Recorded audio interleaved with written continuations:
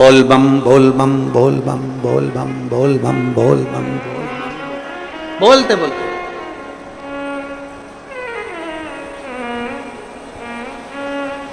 एक श्रीमद् भागवत कथा सुनी आप लोगों ने? जम के बोलो जरा, जम के। सबने सुनी भागवत जी? भागवत जी में एक प्रसंग आता है कि धुंधकारी बांबू के अंदर, बांस के अंदर जाकर बैठ जाता है। 7 दिन की कथा होती है। 7 दिन में धुंधकारी फिर वो बांस के 7 गांठों में से बाहर निकल जाता है और उसकी मुक्ति हो जाती है, उसका मोक्ष हो जाता है।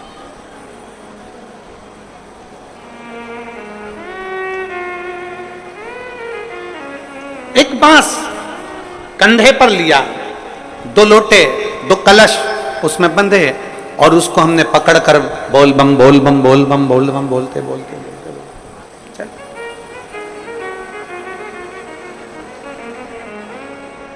आखिरी में हम जो बांबू पकड़े हैं, जो बांस पकड़े हैं, वो बांस की महत्वता सावन के महीने में क्यों हो जाती है? क्यों कावड़ बांबू पर ही बांध कर ली जाती है? उसका कारण क्या है?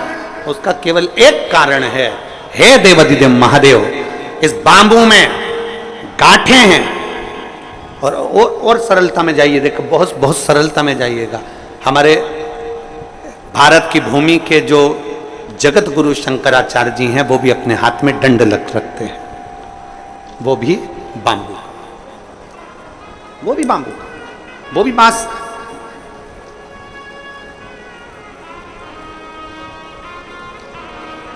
वो भी बांस का है। कंधे पर कावड़ ली और कावड़ लेकर जब हम चले, हम पकड़कर बोल बम बोलते बोलते जा रहे हैं, उस कावड़ के डंडे को पकड़े हैं और आखिरी में शिव जी के मंदिर में जाकर भगवान शंकर को जल अर्पित करते हैं। और जल अर्पित कर कर हम जब वापिस अपने भवन की ओर आते हैं तो देव अधिदेव महादेव के उस भाव में भगवान शंकर की भक्ति कहती है, शिव महापुराण की कथा कहती है। वो बांबू जिसमें बहुत सारी गांठें हैं और वो गांठें स्वयं शिव शंकर की कथा कहती है। जिस समय पर हम दोनों हाथ में कावड़ के लोटों को लेकर, जल लेकर भगवान शिव को समर्पित करते हैं, 2 हाथ हमारे जल से भरे होते हैं और बांबू नीचे रह जाता है, उसी समय पर शिव कथा कहती है कि जैसे बांस की गांठें बहुत होती हैं और वो गांठ टूटती नहीं है, पर महादेव के चरणों में जैसे 2 लोटा जल पहुंचता है, हमारे जीवन की सारी गांठें टूटती चली जाती अपने आप। कई लोग छत्तीसगढ़ से मालूम नहीं जाते कि नहीं जाते, हमें नहीं मालूम, पर देवघर, बाबा धाम छत्तीसगढ़ से जाते हैं लोग बाग?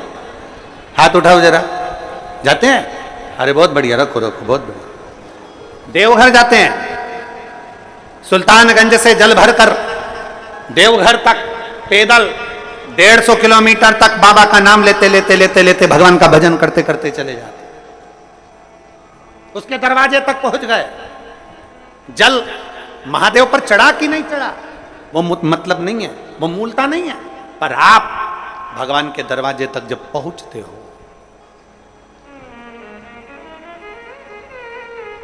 आप भगवान के द्वार तक जब पहुंचते हो तो भगवान उसको स्वीकार करते हैं।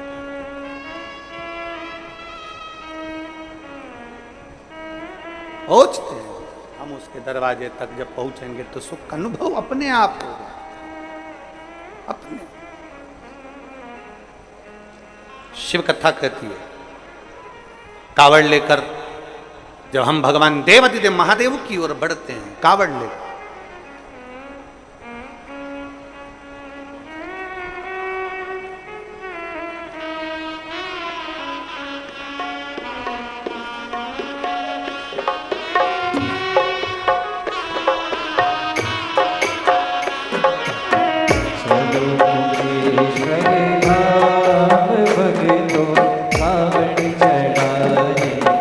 चलो कुबेश्वर धाम चल कर कावड़ चढ़ाए, चलो कुबेश्वर धाम चल कर कावड़ चढ़ाए, चलो कुबेश्वर धाम तो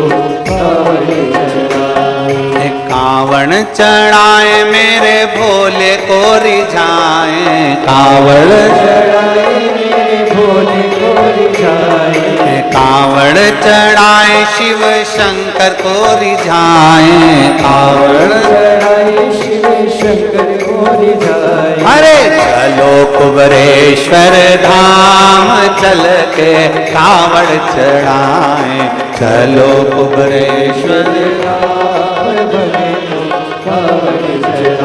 चलो चलिए कुबरेश्वर धाम चल के कावड़ चढ़ा, चलो कुबरेश्वर धाम चल के कावड़ चढ़ाए। ओ कावड़ चढ़ाए मेरे भोले को रिझाए, कावड़ चढ़ाए मेरे भोले को रिझाए, कावड़ चढ़ाए शिव शंकर को रिझाए, कावड़ चढ़ाए शिव शंकर को रिझाए। चलो चलिए कुबरेश्वर धाम चल के कावड़ चढ़ाए, चलिए कुबरेश्वर चलिए कुबरेश्वर धाम चल के कावड़ चढ़ाए, चलिए कुबरेश्वर बड़े भाव से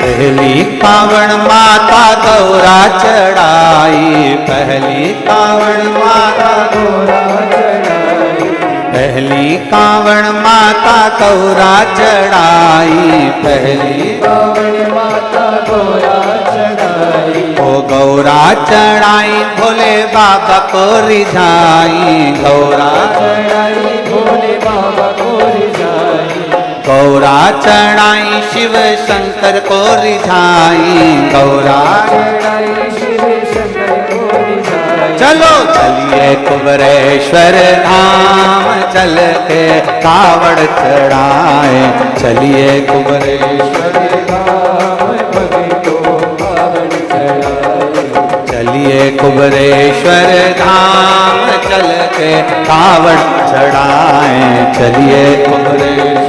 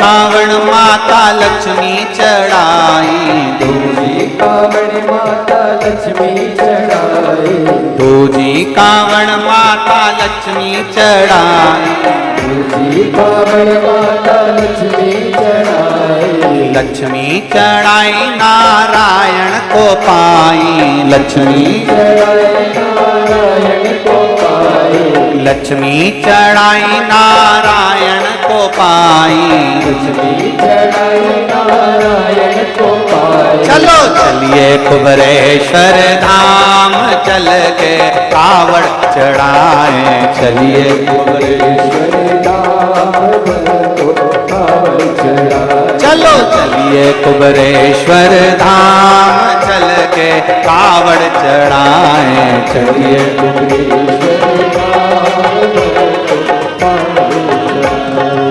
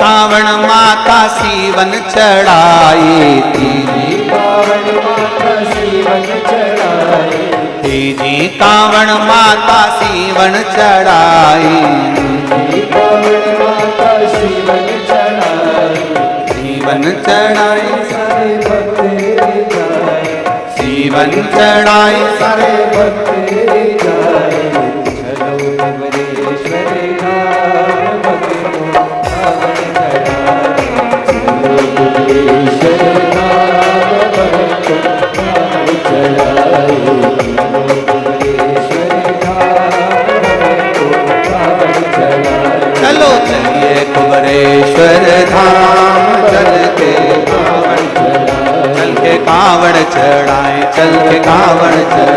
चल के कावड़ चढ़ाए, चल के कावड़ चढ़ाए, चलो चलिए चल के कावड़ चढ़ाए, चल के कावड़ चढ़ाए, चल के कावड़ हार हार। अपने स्थान पर बैठकर भगवान शिव जी से अपने मन की बात, सावन का महीना और श्रावण के महीने की ये प्रथम शिव महापुराण की कथा, बड़े भाव से प्रथम दिवस अपने दिल से बाबा से अपने मन की बात कहिएगा, भाव से दिल से बाबा से प्रार्थना। जहां जगह मिले वहां बैठकर, पीछे वाले अगर कीचड़ हो रहा हो तो खड़े खड़े छातों के नीचे, और जो अंदर बैठे हैं जिनको जगह है वो बैठकर बाबा से अपने मन की बात करें। बड़े भाव के साथ में आपकी आवाज हमारे तक पहुंचना चाहिए, दिल से बोलिएगा बाबा से।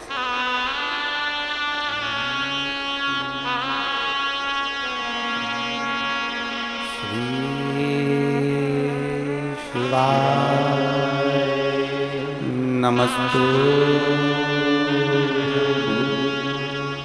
श्री शिवाय नमस्तु श्री शिवाय नमस्तु श्री शिवाय नमस्तु श्री शिवाय नमस्तु भोला सब दुख काटो भारा ओ भोला सब दुख काटो भारा शिव शंकर जपू तेरी माला भोले बाबा जपू तेरी माला भोला सब दुख काटो ओ भोला सब दुख काटो वेश मंगलकारी वेश मंगलकारी शमशान वासी हमारा शमशान वासी हमारा ओ भोला सब दुख काटो हमारा ओ भोला सब दुख काटो हमारा। भगवान देवाधिदेव महादेव भगवान शिव की कथा कहती है सावन के महीने में विश्वास के साथ में जो हम भगवान की कावड़ लेकर जाते हैं उसमें जो डंडा लगा होता है वो बांबू का होता है, उसमें भी गांठें होती है, वो गांठें खुल जाती है। कहते हैं शिव के नजदीक जैसे जैसे पहुंचते हैं वैसे वैसे हमारी जिंदगी की गांठें खुलती चली। शिव महापुराण में एक देवराज नाम का ब्राह्मण है। महात्म में कथा थी एक देवराज नाम का ब्राह्मण कुल में जन्म जरूर ले लिया पर ब्राह्मण जैसा कर्म नहीं कर पाया।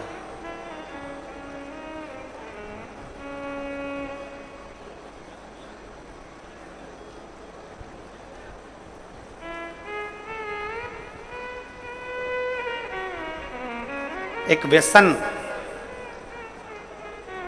एक वासना, एक निंदा। ब्राह्मण भले ब्राह्मण कर्म कर रहा है कि नहीं कर रहा है, शास्त्र पढ़ रहा है कि नहीं पढ़ रहा है, वेद पुराण पढ़ रहा है कि नहीं पढ़ रहा है, भगवत भजन कर रहा है कि नहीं कर रहा, मूल वो नहीं है। व्यसन, वासना और निंदा। ब्राह्मण अगर ये तीन चीजों से दूर है, कौन कौन सी तीन चीजें जम के बोलो जरा। पहले नंबर पर है व्यसन। कोई गलत व्यसन में तो नहीं पड़ा है, मांस मदिरा गलत चीज, कोई बहुत मालूम पड़े व्यसन में डूबा रहता हो तो ऐसा ब्राह्मण की मूलता नहीं। व्यसन, वासना, पर स्त्री को मां के तुल्य देखे, पर कन्या को बेटी के तुल्य देखे, उसके नेत्रों में कहीं वासना ना हो। एक व्यसन, दूसरा वासना और तीसरे नंबर पर है निंदा। अगर कोई ब्राह्मण के कुल में जन्मा है और वो निंदा से दूर है, बुराई से दूर है, किसी की निंदा नहीं करता, किसी के लिए अपशब्द नहीं बोलता, वो ये मान लेता है कि ये संपूर्ण ब्रह्मांड, संपूर्ण सृष्टि उस परमात्मा ने रची है, इसमें अच्छे लोग भी हैं तो बुरे लोग भी हैं, तो निंदा करने से कौन सा लाभ मिलेगा। तीन चीजें अगर ब्राह्मण के पास में है, एक व्यसन से दूर, दूसरा वासना से दूर, तीसरा निंदा से दूर अगर कोई ब्राह्मण है तो समझ लेना वो सारे वेद और पुराण का शास्त्री है, वो मर्मज्ञ।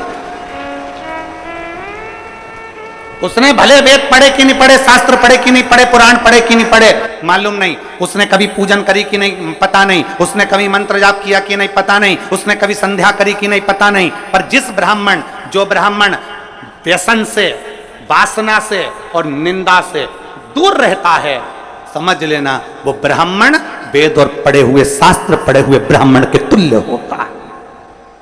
व्यसन से दूर रहे, वासना से दूर रहे और निंदा से दूर रहे।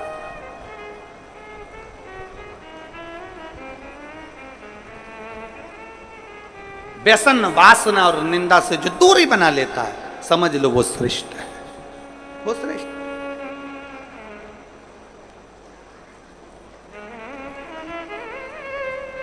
आज के जमाने में हम किसी से भी कह देते हैं महाराज जी आशीर्वाद तो दे दो।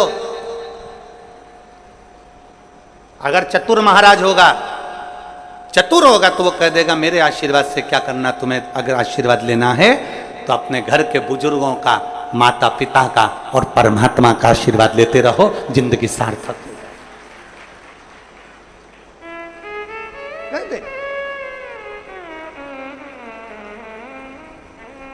व्यसन में डूबा हुआ कितना बड़ा भी विद्वान क्यों ना हो, कितना बड़ा भी वेद पाठी क्यों ना हो, कितना बड़ा भी शास्त्रों का मर्मज्ञ जानने वाला क्यों ना हो, अगर व्यसन में डूबा है तो वो श्रेष्ठ नहीं। कितना बड़ा भी मर्मज्ञवान हो, कितना बड़ा भी वेद पाठी हो, कितना बड़ी विद्वत्ता हो, अगर वो वासना में डूबा है तो वो श्रेष्ठ नहीं। लंकाधिपति रावण के पास में इतनी विद्वत्ता थी, इतना विद्वान था, इतना ज्ञानी था, इतना ज्ञानी था, इतनी विद्वत्ता लंकाधिपति रावण के पास में थी कि सारे मंत्र, सारी साधना, सारे तप, सब कुछ लंकाधिपति रावण जानता था। पर व्यसन में भी रावण डूबा रहा, वासना में भी रावण डूबा रहा और निंदा में भी रावण डूबा रहा, इसलिए कोई दिया जलाने वाला नहीं बचा, समाप्त हो गया।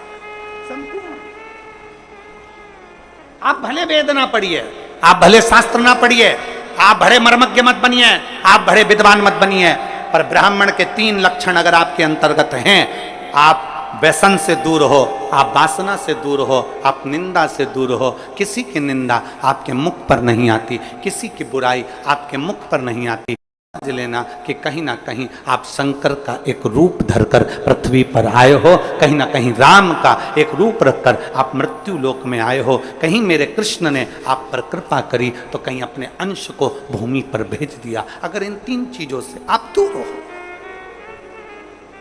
आपकी भक्ति, आपका विश्वास, आपकी दृढ़ता, बराबर। एक पत्र है,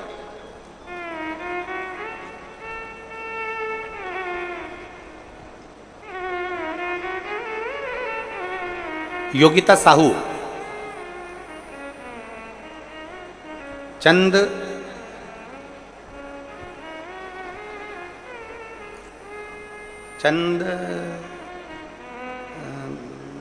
खूरी लिखा है कि बुरी लिखा है वो पता नहीं है, हम चैनल पे दिखा देते हैं, तुम खुद पढ़ लेना और तुम समझ जाना कि यही लिखा है, ठीक है। कैमरे वाले भैया जरा आओ तो जरा इनको बताओ क्या लिखा हुआ है। मैं योगिता साहू, चंद, अब तुम पढ़ लेना फिर दुर्ग, ठीक है। खुरी खुरी, हाँ चंद खुरी, हाँ ठीक है, समझ गए।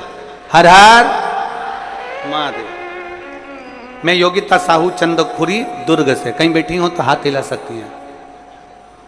योगिता साहू कहीं बैठी हैं चंदखुरी से तो हाथ हिला सकती हैं।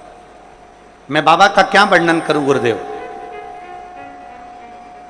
कहीं बैठी हो और अगर बच्चे को लाई हो, इधर बैठी हैं क्या, बच्चे को लाई हो तो लेकर आ सकती हैं, ले आओ। मैं भोले बाबा का क्या वर्णन करूं गुरुदेव।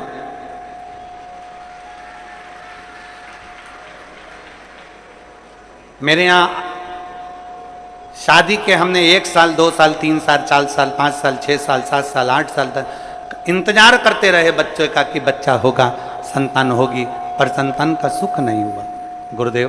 कई वर्ष निकल गए और संतान का सुख प्राप्त नहीं हुआ। तब हमारे किसी रिश्तेदार ने कहा कि पंडाल में बैठकर शिव महापुराण की कथा अगर सुनी जाती है और जो मांगा जाता है वो प्राप्त होता है। हमने विचार करा अब हमें कहाँ शिव महापुराण की कथा सुनने को मिलेगी। वो सीहोर वाला बाबा तो इतनी दूर दूर कथा करने जाता है, हमारे क्षेत्र में कहाँ कथा करने आया। तभी हमें सूचना मिली कि भिलाई में कथा होने वाली थी। उस समय पर हम भिलाई की कथा को सुने। लॉकडाउन का समय हमने भिलाई की कथा को सुना। पंडाल में बैठकर बाबा से विनती करी और बाबा ने ऐसी कृपा करी गुरुदेव कि बाबा की कृपा से 8 साल के बाद मेरे घर में बाबा ने संतान का सुख दिया है। मैं बाबा को यहाँ प्रणाम करने के लिए 8 वर्ष के बाद मुझे मेरे बाबा ने संतान दी। गुरुदेव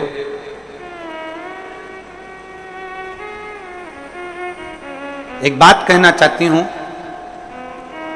जब संतान नहीं होती है ना तो लोग एक स्त्री को, एक नारी को दोष देते हैं।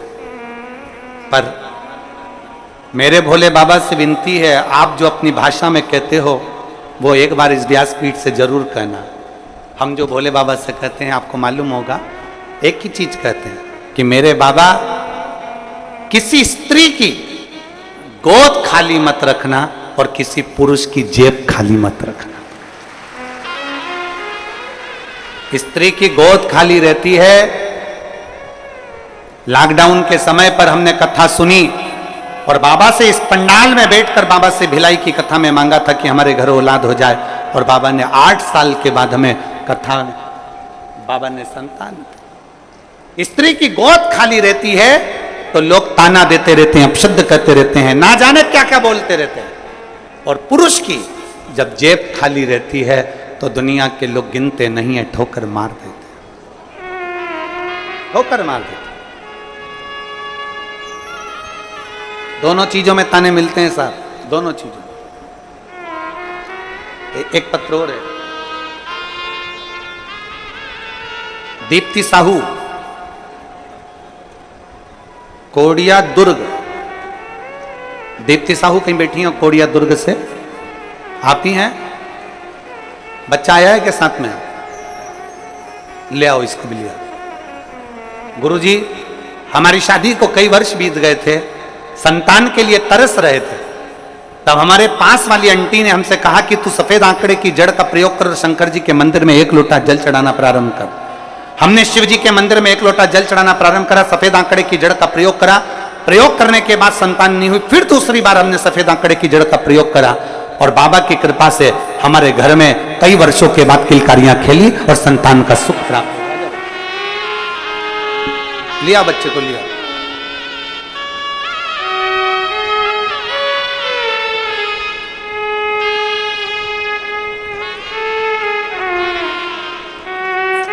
प्रणाम करो, प्रणाम करो। शंभू, शंभू,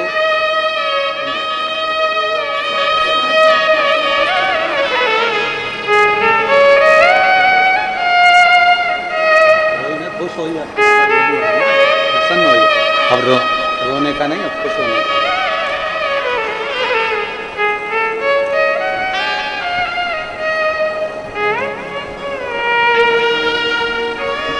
और खाली ना जाता कोई दर से तुम्हारे, खाली ना जाता कोई दर से तुम्हारे, मैं भी खड़ी हूँ नन्ही बाहें पसारे, अपने हृदय से लगा लो, लगा लो, गिरा जा रहा हूँ, उठा लो, उठा लो। भोले अपने दर से अब तो ना टालो, गिरी जा रही हूँ, उठा लो, उठा लो। एक विश्वास, एक भरोसा, एक दृढ़ता हमारे भीतर।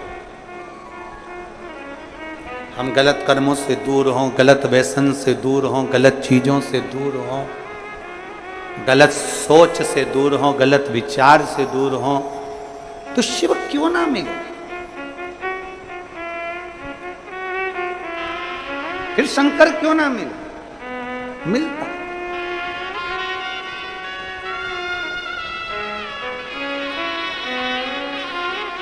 बधाई हो।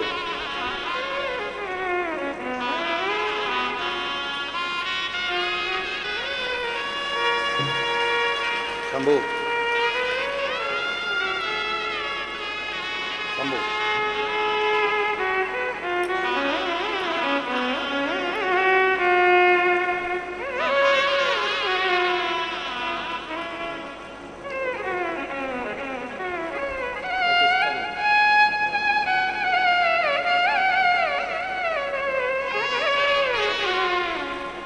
एक विश्वास के साथ में हम शिव को भजें। सावन के महीने में हमें केवल इतना ही करना है कि अपने अंदर शंकर जी के प्रति विश्वास जागृत करना, शिव के प्रति एक भरोसा जागृत करना। फिर आपको कुछ नहीं करना है। हमने पहले भी कहा, शंकर भगवान को एक लोटा जल चढ़ाने वाला कहीं पर भी चले जाए, वो मेरे शंकर की दृष्टि से दूर नहीं रहता, शिव की दृष्टि उस पर पड़ी ही रहती है। देवराज नाम का ब्राह्मण कर्म से वंचित था, और ये तीन चीजें, व्यसन, वासना और निंदा, उसमें तीनों थी। तीनों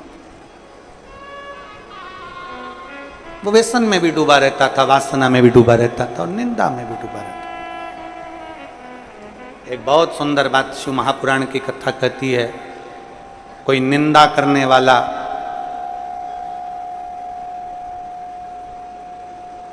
कितने भी वेद और पुराण और शास्त्रों का वाचन कर ले, उसके मुख से सुनी हुई पुराण कथा भी हमारे जीवन का कल्याण नहीं कर पाती।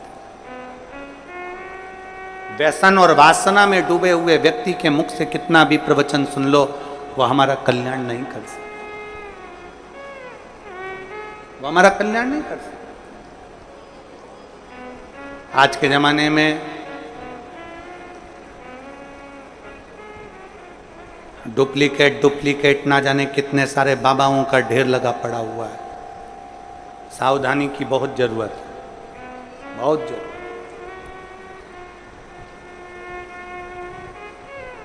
फिर निवेदन है, पानी पियो छान और गुरु करो जान। नहीं तो आज के जमाने में गुरु फिरे बाजार में, हमसे दीक्षा लो, नरक पड़ो चाहे स्वर्ग जाओ, माल हम ही को देव। आज का जमाना ऐसा हो गया है। आज के जमाने में तुम्हारे को कोई नहीं कहेगा कि तुम्हारा उद्धार हो रहा है कि नहीं हो रहा, कल्याण हो रहा है कि नहीं हो रहा, अविरल भक्ति प्राप्त हो रही कि नहीं हो रही, भजन मिल रहा है कि नहीं मिल रहा, स्मरण मिल रहा है कि नहीं मिल रहा, मंत्र जाप, नाम जाप, कीर्तन, शिव नाम, भगवान की भक्ति में डूब रहे कि नहीं डूब रहे, उन्हें कोई मतलब। आप अपनी भक्ति में डूबने का प्रयास करो। अभी गुरु पूर्णिमा महोत्सव में गुरु महादेव शिव महापुराण की कथा में कहा था, इंसान को गुरु बनाने से पहले अपने अंदर एक विश्वास प्रकट कर कर शंकर भगवान के शिवलिंग को छूते हुए ईश्वर को अपना गुरु बनाने का प्रयास करो, क्योंकि इंसान कब गड़बड़ कर जाए पता नहीं, पर ईश्वर कभी गड़बड़ी नहीं करता। वो जो रचता है वो श्रेष्ठ ही रचता है। ईश्वर को बनाओ। माया सबको भरमाती है, माया किसको नहीं पकड़ती। एक चेला और एक गुरुजी जा रहे थे, नदी में बहाव था। चेले ने गुरुजी से कहा, गुरुजी एक कम्मल बेरा है। कम्मल जिसको लोग रात्रि को सोते हैं ओढ़कर, कम्मल बह रहा है पानी में। गुरुजी ने कहा कहाँ है? वो देखो वो पानी में बह रहा है। गुरुजी ने कहा कम्मल तो अच्छा। चेला कहने लगा, गुरुजी जाऊं कम्मल लेने? गुरुजी ने कहा मत जा बेटा, कम्मल लेने के लिए क्या करना, अपने पास कम्मल की ढेरी लगी हुई है, क्या करेगा कम्मल लाके? नहीं गुरुजी, कम्मल लेने तो जाऊंगा। गुरु का कहना चेले ने नहीं माना, नदी में कूद गया, कम्मल लेने के लिए गया।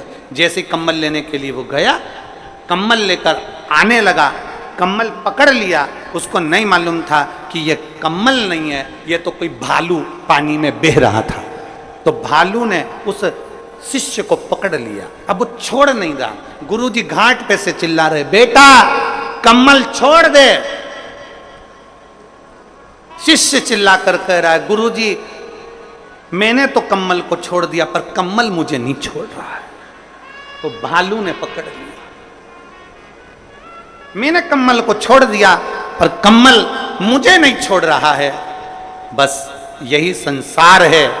इस संसार में माया जब पकड़ती है तो किसी को नहीं छोड़ती है, चाहे वो कोई भी हो। इसलिए शिव पुराण कहती है, पार्वती जी ने शिव जी को गुरु बनाया था, गणेश जी ने शिव जी को गुरु बनाया था, नंदी ने शिव जी को गुरु बनाया था, लक्ष्मी जी ने शिव जी को गुरु बनाया था, नारायण ने शिव जी को गुरु बनाया था। सारे देवताओं का क्रम उठाकर देख लिए, सबने महादेव को गुरु बनाया। तो हम भी हमारे देवादिदेव महादेव का मात्र स्पर्श कर कर उसको गुरु बना सकते। शिव को स्पर्श करो, शिव का स्मरण करो।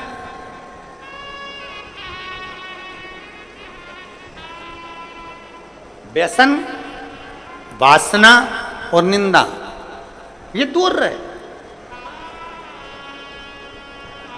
और कितना कितना छत्तीसगढ़ पुलिस, छत्तीसगढ़ शासन की जो पुलिस है वो तो निरंतर कई सालों से एक अभियान चलाती आ रही है, व्यसन मुक्त, नशा मुक्त, नशे से मुक्त। शायद भारत की संपूर्ण प्रदेशों में से केवल एक छत्तीसगढ़ की पुलिस एक ऐसी होगी जो यह अभियान चलाती है कि हमारा प्रदेश, हमारा देश नशे से मुक्त हो। एक बार जोरदार ताली बजाओ छत्तीसगढ़ पुलिस के लिए, साधु होता है, नशे से मुक्त हो। और शिव महापुराण भी यही कर रही है। आज के दुनिया के लोग कह देते हैं शंकर भगवान तो भांग का नशा करते हैं, शंकर भगवान गांजे का नशा करते हैं, शंकर भगवान चिलम पीते हैं, भगवान शंकर ऐसा करते हैं। दुनिया के लोगों की दृष्टि गड़बड़ हो गई है, दुनिया के लोगों की सोच गड़बड़ हो गई है। शंकर भगवान को दुनिया के लोग केवल बदनाम करने में लगे हुए हैं, इसलिए उनके जो फोटो बना दिए वो गांजा पीते हुए बना दिया, उनके फोटो बना दिए चिलम पीते हुए बना दिया, उनका फोटो बना दिया लोटे में भांग पीता हुआ बना दिया। अरे मेरे देव अधिदेव महादेव ना कभी गांजा पीते हैं ना कभी भांग पीते हैं। मेरे महादेव तो नशे से मुक्त रहने की सलाह देते हैं कि नशे से मुक्त रहिए, नशे से मुक्त। ये तो दुनिया की दृष्टि गलत है ना। जिसकी गलत दृष्टि होती है ना उसी को गलत दिखता है। रोड पे गाय ज्यादा हो जाती है तो दुनिया के लोग कहते कितनी आवारा गाय घूम रही है। अरे आवारा तेरी आंख हो गई जो तुझे गौमाता भी आवारा नजर आ रही है। आवारा तेरे नेत्र हो गए इसलिए तुझे गौमाता आवारा नजर आ रही है। याद रखना, हमारी दृष्टि जैसी होती है सामने की सृष्टि वैसी नजर आती है। नीला चश्मा लगाओगे तो नीला दिखेगा, काला लगाओगे तो काला दिखेगा, पीला चश्मा लगाओगे तो पीला दिखेगा, गुलाबी लगाओगे तो गुलाबी दिखेगा। जैसा चश्मा आंखों में चढ़ा रहेगा वैसा दिखेगा। हम जैसे हैं वैसे हमको सब नजर आते हैं। गौ माता कभी आवारा नहीं होती, हमारी दृष्टि आवारा हो गई। दूध निकाला छोड़ दिया, रोडों पर फिर रही है, कचरा खा रही है, पॉलीथीन खा रही है और उसकी दशा बिगड़ रही है। कहीं से तो गुजारा करेगी, कहीं से तो पेट भरेगी गौ माता। वो आवारा नहीं है, आवारा हमारी दृष्टि है।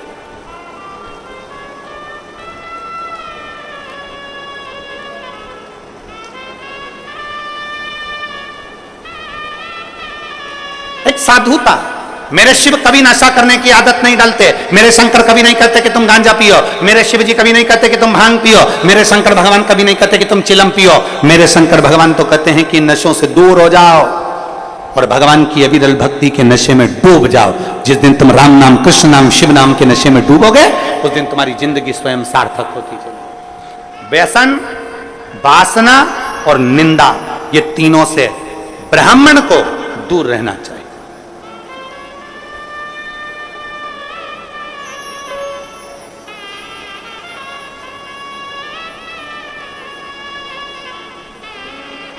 कई लोग कहते हैं ब्राह्मण की पहचान होती है यज्ञोपवीत से, कई लोग कहते हैं ब्राह्मण की पहचान होती है तिलक से, कई लोग कहते हैं ब्राह्मण की पहचान होती है शिखा से।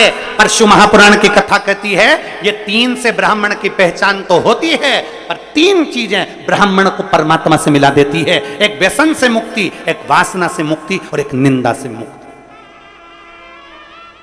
ये तीन चीजें परमात्मा से मिला। व्यसन, वासना और निंदा ये दूर हो जाते। पर देवराज नाम का ब्राह्मण व्यसन से दूरी नहीं बना सका, देवराज नाम का ब्राह्मण वासना से दूरी नहीं बना सका, देवराज नाम का ब्राह्मण निंदा से दूरी नहीं बना सका। इसने घेर रखा था और ऐसा घेरा कि देवराज एक दिन चोरी का धन लेकर आ रहा था।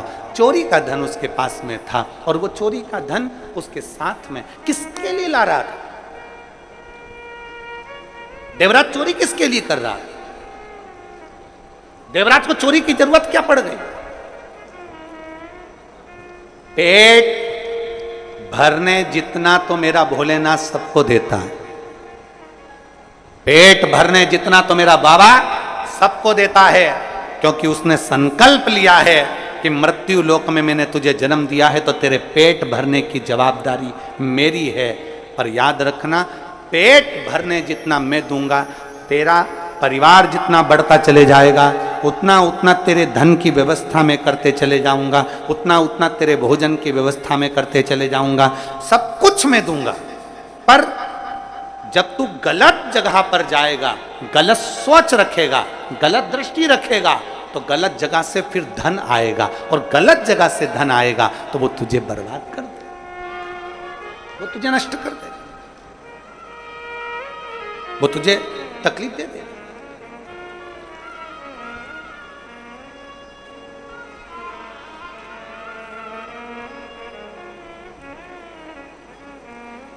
व्यक्ति नौकरी करता है, व्यक्ति धंधा करता है, उससे उसके घर का गुजारा आराम से चलता है।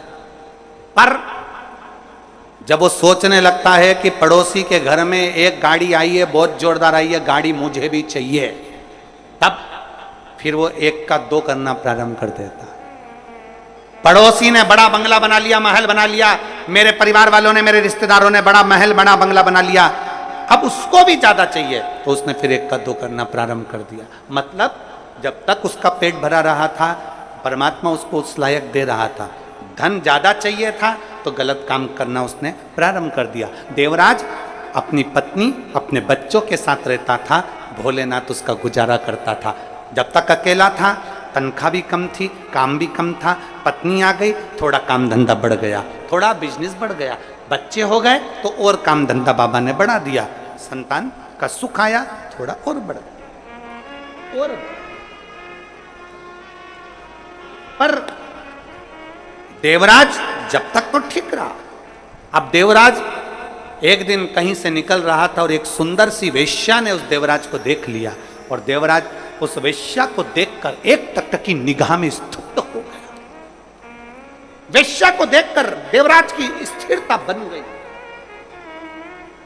देख रहा, वेश्या ने देवराज को देखा, देवराज ने वेश्या को देखा, दोनों ने आपस में रहे, पत्नी पर ध्यान नहीं गया, बच्चों पर ध्यान नहीं गया। एक दिन वेश्या के मुख से निकल गया, जो रानी है और रानी के गले में जो रानी हार है वो मुझे चाहिए। अभी तक बहुत अंतर है महाराज, धर्म पत्नी में और दूसरी नारी में यही अंतर आता है। धर्म पत्नी अपने पति का चेहरा पहचान लेती है कि आज इनको कहीं ना कहीं घाटा लग गया है, इनके पास में इतना नहीं है, मेरे मोबाइल में मैं बैलेंस डलाने का नहीं बोल सकती। 50 रुपए का बैलेंस डलाने के लिए भी पत्नी अपने पति से नहीं कहती है, उसका चेहरा देख लेती है तो। और दूसरी नारी का संग जो पुरुष करता है, वो दूसरी नारी तुम्हारे चेहरे से मतलब नहीं रखती है, दूसरी नारी तुम्हारी जेब से और तुम्हारे पॉकेट से मतलब रखती है कि तुम्हारा धन कितना है। उसे मतलब नहीं तुम्हारे चेहरे से, तुमने कमाया नहीं कमाया, कहां से ला रहे हो, कैसे ला रहे हो, क्या कर रहे हो, उसे मतलब नहीं है। उसको तो धन चाहिए, उसको तो रानी हार चाहिए, उसको तो हाथ की फाटली चाहिए, उसको तो सोने की अंगूठी चाहिए, उसको तो अपने श्रृंगार की वस्तु चाहिए, उसको तो श्रृंगार का वस्त्र, श्रृंगार के आभूषण सब चाहिए। वो पराई नारी पर पुरुष से प्राप्त करना चाहती। वेश्या को देवराज से मतलब नहीं था, वेश्या को मतलब था उसके धन से। रानी जो गले में हार पहनती है, रानी हार, वो मुझे चाहिए। रानी जो गले में हार पहनती है वो मुझे दीजिए। देवराज ने कहा,